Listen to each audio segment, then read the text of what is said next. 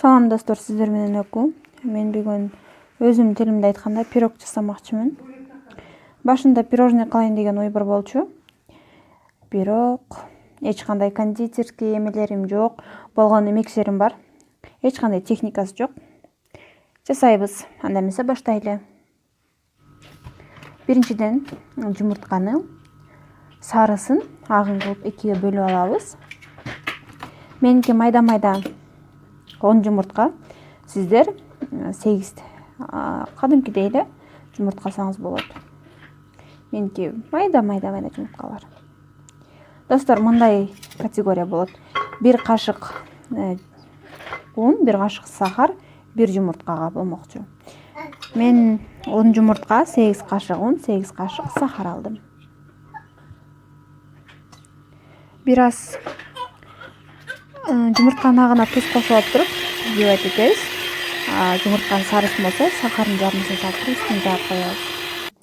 Антесеңиздер достор, жумуртканын сарысынын үстүнө пленка сыяктуу бир нерсе эметип калат. Ал жибайт экенде соромдо калып калат. Достор, менин жанымда балам жүрөт. Сиздер наристе менен кантип тамак жасайсыздар? Комментарийге калтырыңыздар. Менин наристем ушинтип жабышып турат, кээде столдун үстүнө отургузуп, ар кандай кашык-машык, ушундай кичинекей табактарды колуна берип коем. Дайыма ушинтип мен тамактаганда балам жанымда жүрөт. Сиздер кантип жасайсыздар? Оюңуздар менен бөлүшүп кетиңиздер. Достор, жумуртканы чабып атканда, белокту чабып атканда, көңкөргөндө ордунан жылбашып туруп ошого чейин жибайт экенсиңер. Жылтоктор болсо болгон агарып, ичине көтөрүлүш керек. Сахардын баарын жылтокко кошуп жибайт экебиз. Мындай миксериңиздер жок болсо, жемчик менен деле чайып койсоңуздар болот. Жемчик менен кичинекей кетет. Ичине агарып көтөрүлүп калат. Кичине 2-3 кашык аралаштырып алып туруп, анан кайра тиги жака аралаштырабыз. Ушинтип алганда белок өзүнүн немесин аз эле жоготот. Если муну сразу коюп ийсеңиздер, анда белок өзүнүн көп турган немесин жоготуп ийиши мүмкүн. Мен кичинекей венчигим сынып калды. Ошон үчүн мен миксер менен аралаштырам. Кичинекей миксерибизде венчигиңиздер болсо, венчик менен аралаштырыңыздар. Мен кичине коюп, кичине аралаштырып, ушинтип атам байкасаңыздар. Муну канчалык көп жибайт этип берсең, ар кандай нерсе кошкондо ошончолук белок өзүнүн көп турганын жоготуп ийет. Мен муну биринчи жолу жазып аткан жокмун, ошон үчүн коркпой эле жасай берем. Сиздер кичине коркуп атсаңыздар, анда разрыхлитель кошуп койсоңуздар болот. Унду элебизден ыйлап өткөрөбүз. Биринчисинде 1 кашык, экинчисинде 2 кашык, үчүнчүсүндө 3 кашык кылып туруп. Обязательно достор, сеткадан өткөрүңүздөр. Бул мындай пышный болуш керек. Ээленген болуш керек. Достор, каналыма катталып, лайк басып, комментарий жазып туруңуздар. Келгиле достор, көрөбүз.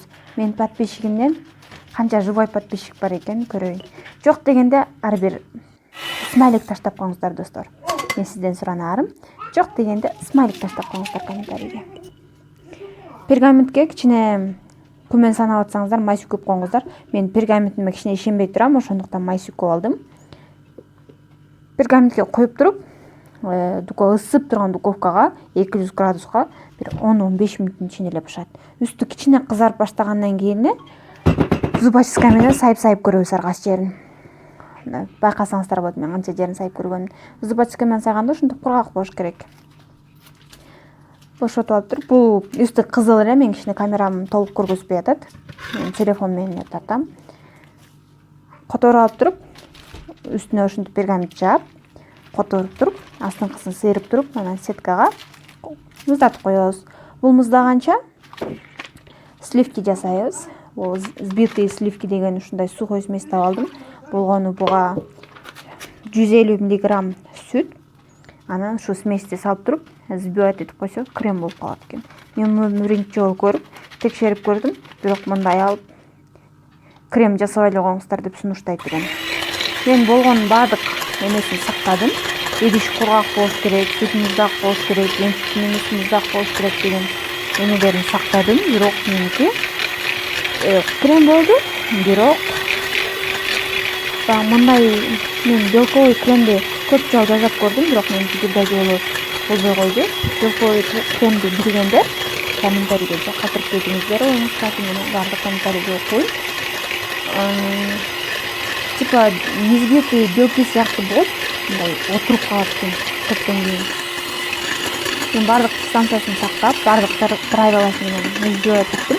Достор, минтип кыйналбастан эле кыргыздарда ар бир эле адам өзүнө домашний каймак ала алат. Ошондой эле домашний каймакты алып туруп эле сахарный пудра менен взбивать этип койсоңуздар болуп калат крем. Эми тортубузду собирать этип баштайбыз. Мен адашып достор биринчи кремди салып алып турмун. Кайра ойлонуп кетип туруп кремди алып туруп, анан үстүнө сироп септим. Сироп деген меники 100 мг сууга 4 же 5 столовый ложка сахарды салып туруп эле ысык суу болчу аралаштырып салдым. Ушундай деле сироп кылып койсоңуздар болот. Сироп жок бул достор болбойт. Мисалы үчүн моундай эле пирогду жөнүнө үстүнө сиропту коюп деле коюп кое берсеңиздер жей берет. Могу крем мага чынында жаккан жок. Ошон үчүн достор мындай крем көрүп калсаңыздар, алып жөн эле акчаңызды, убактыңыздарды коротпой эле коюңуздар. Менин кондитерлик же башка окуудан мындай кабарым жок. Бардыгы өзүмдүн мындай айтканда хоббим. Эч кандай образованием жок, болгону мектептеги эле образованием бар. Өзүм 20 жаштамын, турмуш жолунда жүргөнүмө 2 жыл болду. Үстүңкүсүнө да сээп туруп, калган кремди үстүнө салып койдум. Бул жөн эле чайга таттуу. Мен өзүм тилим менен пирог деп коем. Если торт жасаңыздар келсе, достор, ошондой эле бисквиттен торт жасаңыздар.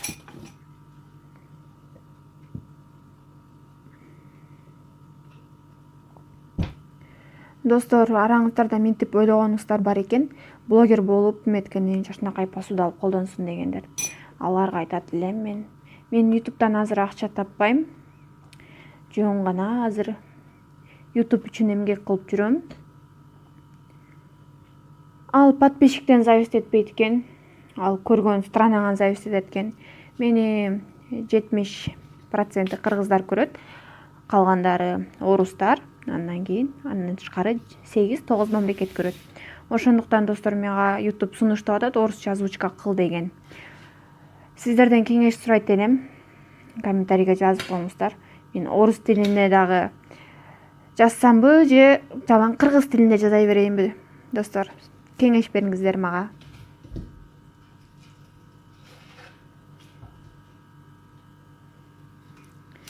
Ойлонуп атам, кыргыз тилинде каналымды баштап туруп, орус тилине өтүп кетсем, подписчиктерим менден кандай десем, көңүлү калып калат деген ниет мындай ой турат менде. Мен ушинтип үстүн кичине какао сээп койдум. Четтери болсо бисквитибиз көп тургандан бир жерин кесип койгом. Аны мындай украшать этем деген ой келген эмес. Бирок ушинтип украшать этип салдым. Холодильникке достор 2 саат пропиткага коюп коебуз, же болбосо түнү менен коюп коебуз. Бирок ушундай крем менен колдонсоңуздар достор, анда 2 саат коюңуздар. Таң атканга чейин бул крем кичинекей крем болуп калат экен. 2 сааттын ичинде эле менин кремим отуруп калыптыр.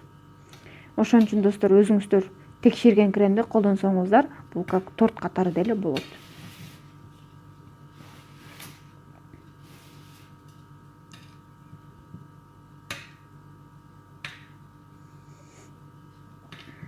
Достор, менин каналыма катталыңыздар, өзүңүздөр бар экениңиздерди билдирип, смайлик таштап коюңуздар. Смайликтерди мен өзүмдөн живой подписчигимди эсептейт. 2 саат пропиткага турду, мен видеону кесип койдум. Достор, мен кескенимен эле байкасаңыздар болот, тортум кандай жумшак болгонун. Анда эмесе каналыма катталыңыз, кийинки видеомду күтөбүз. Саламатта калыңыздар. Достор, дагы менин каналыма кандай рецепттерди көргүңүздөр келет, комментарийге жазып калтырыңыздар. Мен ар бир комментарийди окуйм. Мен сиздин комментарийиңизге сердечко койсом, анда комментарийиңизди окудум деп эсептеңиздер. Ошондой эле Менден көптөгөн котлеттин рецептин сурашты эле. Аны бирок азыркы учурда жасай албай жүрөм. Дагы рецепттерди сураңыздар. Кайсы рецепт мага оңой жана жеңил болсо, ошол рецептти жасайм. Саламатта калыңыздар, видеолорумду күтүңүздөр.